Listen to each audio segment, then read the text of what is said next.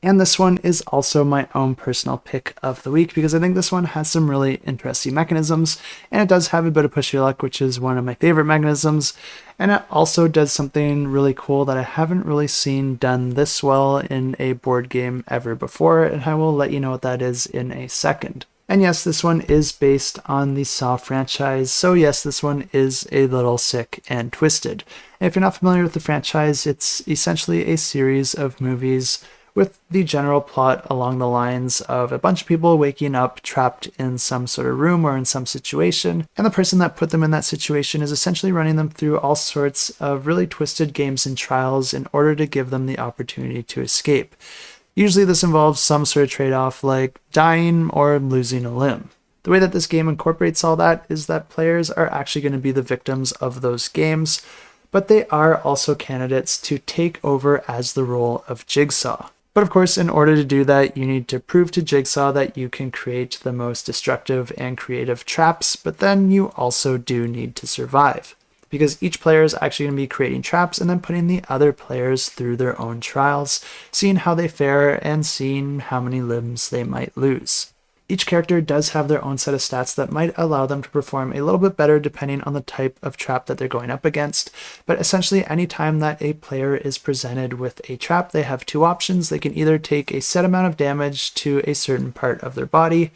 or instead they can try and challenge that trap and try to deconstruct it or work around it in order to escape with little or no damage. Of course, it could also go horribly wrong and you'll still trigger the trap and inflict additional damage on yourself, so that's where the push your luck comes into play. Health in this game is tracked by the amount of blood that you have left in your body, and some of these traps can just cause direct damage to that health by causing you to bleed in various ways, while other traps can cause you to take damage to your limbs. And this might sound better because you're not losing blood immediately, but if you take too much damage to your limbs, you can end up losing them completely, which is going to cause you to bleed out every single turn. But every single turn, players are also going to be drawing cards into their hand, and there's a bunch of different types of cards that you can get. There are different types of tools that come with different stat values that you can add to your stats to help you deconstruct traps that might be presented to you. But then there are also cards that allow you to build those traps.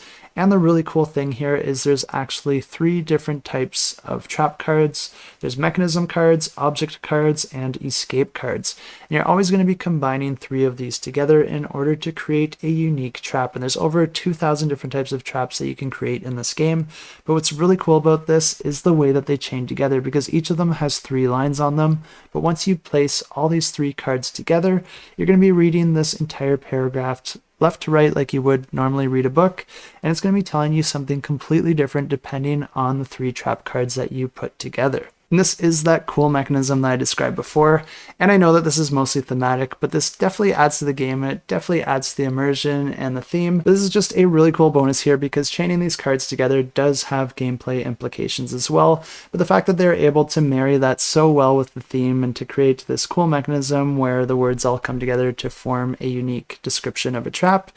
is just definitely something worth mentioning, and I think it does add more fun to the game. Like I said, there are those gameplay implications, and the cards that you piece together are going to determine the options that are presented to your victim. There's going to be the set amount of damage and to what body part if they decide to just try and tank the damage. But then there's also the stats that the player must overcome if they are to be able to disarm that trap. Cool thing here is that the stat icon and the value of the stat are both located on 2 different cards, which gives you a lot of flexibility with deciding what type of stat that you want to have, but then also the value of whatever stat you chose. And this is where that push your luck comes into play for your victim, because if they want to try and disarm your trap, then they're going to be trying to get enough stats to get higher than the values on that trap.